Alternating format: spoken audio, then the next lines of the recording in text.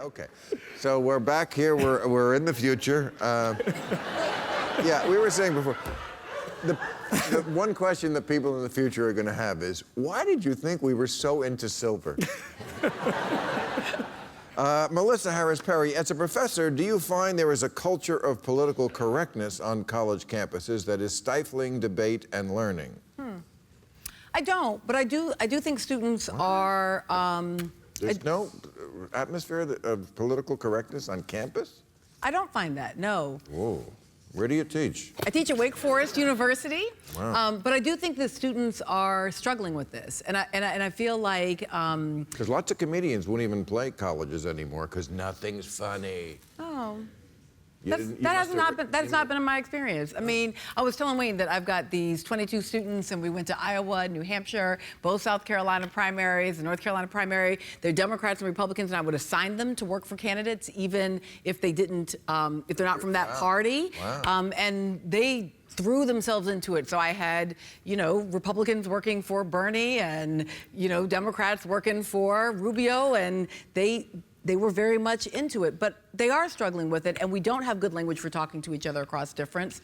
And I don't know that we're doing a good job in this country giving our young people good tools for having conversations across difference. But I think that's our fault, not theirs. As always, nothing's their fault. For Scott, how does ISIS employ tactics of persuasion? Well, the whole thing is persuasion, right? Because they're trying to convince people to literally kill themselves for something in the future. But what's interesting is that I'm not sure we're using the same kind of persuasion against them, because bombing them isn't, you know, changing their minds. If anything, it's probably hardening their resolve. But if you look at Trump's approach, for example, the same tools he uses, I'm not saying that Trump needs to do it, but those tools would work with ISIS, you know, if you adjusted them for the cultural difference. I mean, basically, here's what I would do. I would take an ISIS person or somebody you thought might become one, somebody who's kind of got the mindset. I would hook them up to whatever kind of brain, you know, scanners we have, so we can see what their mental activity is and which part of the brain is lighting up. And then I would A/B test. I'd say, how about this idea? What happens when you think this? And I would just find out what lit up. Because you could literally persuade them out of it. And by the way, you don't have to persuade all. It has something to do with the Quran, don't you think? But people have to believe it, right? Right. So if you... But if you've been reading that book, and sometimes only that book, since you could read, 20% of the world have something to do with it. 20% of the people can be talked out of anything with persuasion. Sure. And if you flipped 20% of ISIS, they'd start having a problem, all right? So you don't have to get them all. You just have to give them. But not everyone can be hypnotized, right? Because someone once tried to hypnotize me, and it was not happening. And I wanted to be. Well, maybe you think you weren't, but no, I wasn't. How do you think you ended up in that outfit? So about 20% of people can have a deep hypnosis where they see things that aren't there, hear things. The rest of us can be influenced. So if they were trying to influence you, it probably would have worked if you stuck with it, whatever you were trying to accomplish. But no, not everybody goes into a deep trance. Okay. Michael, what do you make of Germany's decision to allow Turkish President Erdogan to prosecute a comedian who wrote a controversial poem? Yeah. It's a travesty that didn't get nearly as much coverage because... Right. Well, tell us the story Well, first. the story is basically this. I mean, you know, the problems that we have with comedians, as you pointed out in this country, is that Jerry Seinfeld won't go to play at a college. You know, Jerry doesn't... Right. He's not doing, like, really risque material, and he won't go to college. But it's slightly different in Western Europe, this supposedly a bastion of democracy. And a Turkish comedian who lives in Germany, he's a resident of Germany, has a passport, wrote a poem that was rather rude and pretty funny about Erdogan, and he's being put on trial in Germany at an old law at the request of Erdogan. And so the government of Germany obliged Erdogan, who's a knuckle-dragging dictator, and they decided to put him in court. And this kind of sort of, you know, abrogation of rights in Western Europe, this chipping away at speech, is totally insane, and so much so that when that happened, I didn't even write a column about it, because it's just like that used to be the thing that would fire me. It's not, but not so much anymore. It's not bigotry to stand up for liberalism.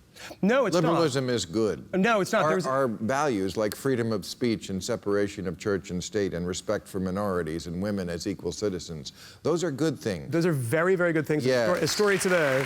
It's not our fault. No, it's not. It absolutely It's not our fault. when there is, when the people in different cultures don't follow those things. And we shouldn't say that they're just a different culture. There was a story today. It's not different to be a theocracy. It's worse. It's much worse. And I say that from the future, where I've seen what happens. All right, should Congress allocate more funding to help us prepare for the Zika virus spreading here? Well, I heard today there is another bug that is absolutely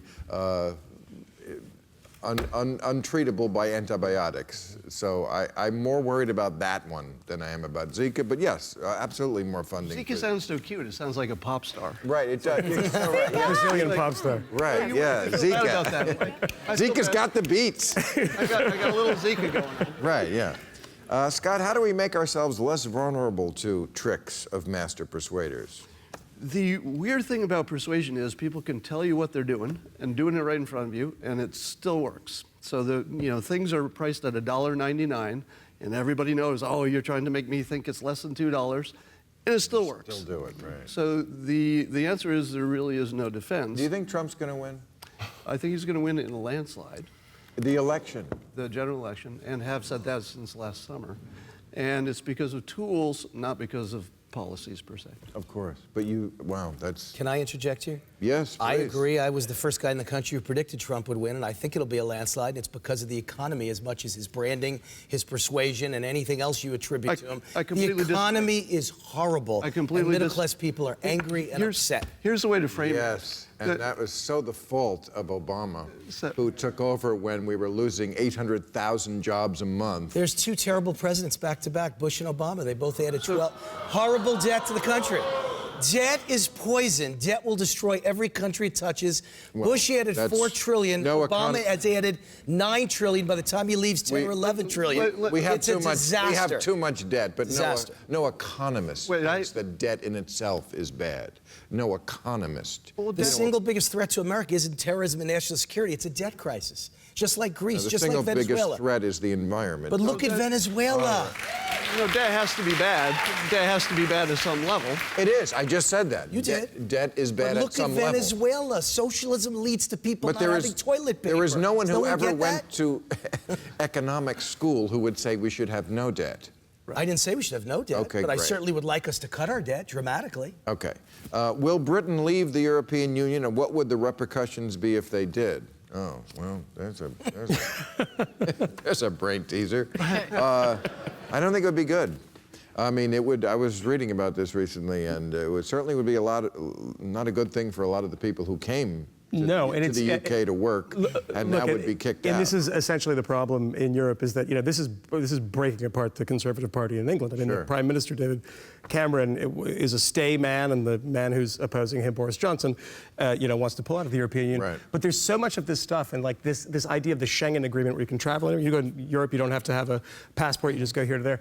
After the Paris attacks, people started really questioning why these people can come into Greece and move so freely throughout Europe. So that actually buckled this idea that the European Union is a great thing. So the kind of confidence in the European Union after the debt crisis was then compounded again by the fact that terrorists were moving freely throughout Europe. So, I don't think it's going to be a great thing if it pulls out, but people are very, very skeptical. Yeah, Europe, the easy fun of traveling to Europe, those days are just about over. Might soon be over. And I would ask the question again, I'm going to bring up the debt again. Why should middle-class people in rich nations pay for Greece and Italy and Spain? Why should they pay for that? Wayne, yes. You do realize that Trump's economic plan would increase the debt. Yeah. No, I don't realize that, because I think he'll cut spending. But he will cut spending. Even if he cut spending to nothing, discretionary spending, not the spending that is already promised, it would increase by $8 trillion over the next 10 years because he wants to cut taxes like they all do. My argument is there's no way to save America. We're going down unless you increase growth. You've got to dramatically expand growth. You can only increase growth by cutting taxes and cutting regulations. Reagan did it, and Trump will be another Reagan. Okay. I missed that. I'd love to hear that. I think they yelled Judas like at the Bob Dylan concert. Yeah. Some people. I want to underline that part of what was interesting to me about what Michael was saying around the question of Europe, that, again, I think we don't want to miss by simply arguing around the Trump piece, because I think he's just such an easy target to just make it about Trump. And then we miss that this, like, the anxiety about the outsiders and the anxiety about the economy is not just a Trump problem. It's also not just an American problem. Right. And so, like, it's this big question about how we're going to have to change a big international conversation about what is public, what is government for, who is the we, and like these are things that I think we're going to have to be able to do better than just a partisan conversation, just a conversation that happens in the context of an election. These are big conversations about should we have borders? That's the biggest question the whole world needs to be debating. We do have borders. But they're porous and people are pouring over them in Europe and in America. They're not pouring over them. Again, another thing that pouring over. Well, and I think you and I might come to a different answer on that, but they're pouring over. They're not pouring over. No. Net immigration from Mexico has been zero since 2007. Again, a fact. I know facts don't get in the and you bubble. wanted to get rid of the TSA earlier. But they're not pouring over. One of the interesting shakeouts of this election, to Melissa's point, is that American politics is actually becoming more Europeanized. The idea that now we have Bernie Sanders. Bernie Sanders is a social democrat. Right. You have a mainstream liberal, and on the right you have a populist candidate, and you have the mainstream Paul Ryan types. Yeah. That is something that every European country deals with and has long dealt with because they have parliamentary democracies and they have coalition governments. Right. And we are not becoming more European just because of Bernie Sanders. We're becoming more European in every possible way with this kind of fractured two-party system. Also socially. Is splitting apart in so many ways. And socially. Yeah, I just don't want us to miss the magician hypnotist trick of look over here at the shiny thing while the real thing is going over here. I'm the shiny thing. Indeed, sir. You are the shiny thing. Last question. Does the hubbub over bathroom laws in conservative states mean the nation is less united over social issues than we thought? Well, I thought that the culture wars might have been over, and it looks like maybe not quite yet, because they are pretty upset about the fact that 3 people will be using a bathroom that wouldn't be the bathroom that they started to use when they were born. But this is like the battle in New Orleans at the end of the War of 1812 when nobody had told them that it was over.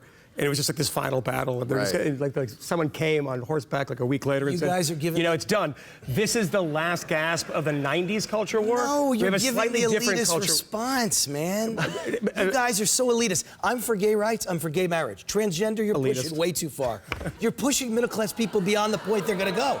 I'm just telling the truth. You're pushing them beyond the point they're willing to go. I agree. It's a dumb issue for the Democrats but it's too far. to fall on their sword. Actually, I'd actually say it a different way. I live in North Carolina, and so HB2 gets passed, and what's fascinating to me is it ain't a big fight, because the next day, the entire system of the economy, all the national folks, folks came, so that same state legislature had passed all of these bills that were deeply troubling and problematic around, for example, voter ID. And the country was kind of like, meh.